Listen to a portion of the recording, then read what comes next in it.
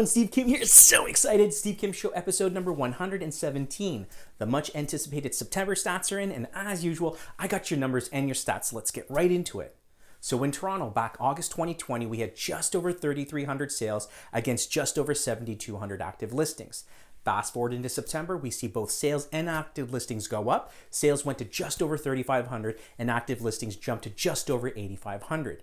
We saw a similar pattern in York Region.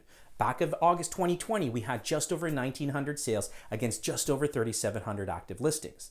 Fast forward into September, sales we see just climbed to just over 2,000 and active listings jumped to just over 3,900. Well, months of inventory, what happened? Months of inventory, I've been talking about this since the very first show, is really checks and balances, supply versus demand. In a balanced market, we're going to sit around 5 months of inventory. So in Toronto, across all housing types, we were sitting in August around 2.1 months of inventory. So absolutely a seller's market. And with a seller's market, what do we see? We see more multiple offer situations. Now, fast forward into September, what happened? Well, we see also inventory at lower levels. We were hovering around 2.4 months of inventory in September. Again, this is the average of all housing types. In York Region, what happened? Well, in York Region, if you're shopping for a property there, you've probably in a similar situation in which you're entering multiple offer situations. For, again, an average of all housing types, we went from 1.9 months of inventory in August, and we stayed at 1.9 months of inventory in September.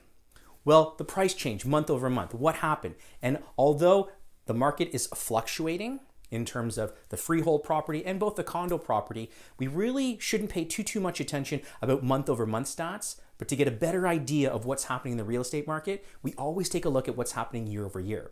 So for the average property, again, across all housing types, which would include detached, semi-detached, townhomes, condo apartments, back of August 2020 was around $1.012 million in Toronto. Fast forward into September, we see it jump just a little bit. The average property is trading around $1.022 million. Now in York Region, what happened? Back in August 2020, that average property was trading around $1.09 million. Fast forward into September, we see a slight drop. That average property is now trading around $1.066 million. And again, this is across all housing types. Now, year over year, this is the number we really want to pay attention to. So that average property in Toronto back in September 2019 was trading around $913,000. Like I just shared with you, September 2020, that average property is now trading around $1.022 million. That's a price appreciation of 11.9% year over year for the average property in Toronto. Well, in York Region, what happened? We see a similar increase.